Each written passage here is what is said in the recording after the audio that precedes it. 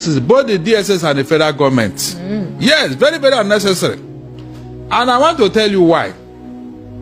You see this thing they are doing now, let it not be that actually something has gone on with Nnamdi's health. And they'll be held accountable. Is it not on record that the court have said, leave this man, let him go? We don't even have any law to try him. Is it not on record? The erudite Chief Michael Zokeme went to court under the appeal court to quash the 15-count charge against Nnamdi Kanu. To quash it. So, even the Supreme Court told Nnamdi Kanu to sue the federal government for what they did to him. He asked them to redo the case. I'm surprised that after the Supreme Court referred it to a lower court. Is that not the first time in the Supreme Court's history? Has it ever happened before? In fact, I am coming to tell the whole world and Nigeria what is going on here. All these things that we are doing, what was the meaning? What are they aiming at? Meanwhile, this man ought to be freed. But because they want him perpetually kept in custody. No, but barrister, let me ask you a question. If a matter has gotten to the Supreme Court, is it possible that they defer it to a lower court? In fact, like you said, this is a locus classicus. Because the Supreme Court have the right, the power, is an administrative court to say, look, let this guy go. Are you getting what I'm saying? If something was not teleguiding somebody, why would the same Supreme Court refer it to a lower court so that they will start afresh again? I have never heard of that. Good. That will tell you that something is going on. And I don't want people to deceive me or play pranks on me. It has never, there is no need for what the Supreme Court did. What about the court rulings on compensation? For example, the extraordinary rendition, the damages to his property at home and that of his family members. None has been respected. None of them. Even the court in Kenya has ruled in favor of Nnamdi Kanu for what they did to him in Kenya. Yet the Nigerian government is still dragging this young man up and down, expecting him to die in custody. They come and say, that's how God wants it. And you think his people will keep quiet, Abi? Esther, let me remind you.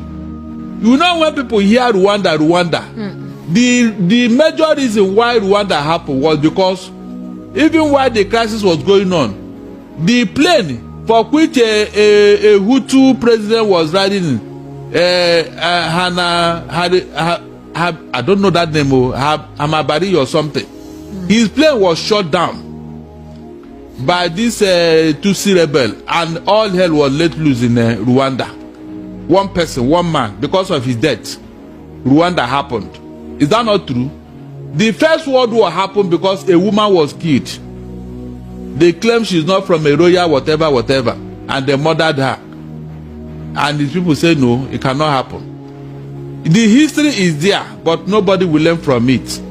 The case of Nnamdi Kanu have even moved from political issue to regional issue.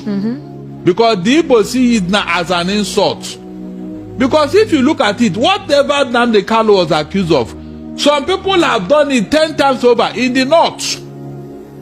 They have done it 10 times over in the north. They have committed more harm in the north than Nnamdi Kanu was accused or alleged to have done. Yet they are walking about free. The federal government with his aid are even going to communicate and dine with and wine with them. Like people like Toju Bello. It's on record. It's on record. The guy is holding court, collecting taxes from villagers where he's holding court. It's on record. Nobody have arrested him. Nobody have done anything. But you took Nnamdi Kanu into custody for saying that he wants his people to be freed. And when they ask you now, he says the terrorists. Which terrorists? Esther, can you mention one country in the whole world that have labeled IPOB a terrorist organization? I said one country. One country. You can see now. It's only the federal government of Nigeria. And you are telling me that people should not read meaning into what is going on here. This thing that they gathered all the doctors in the whole world is to what? To fulfill all righteousness. So that if anything happens, say, after all, we brought God doctors that looked at him. And you know, all the doctors, specialists in their own right. Specialists in their own right to examine Nnamdi Kanu.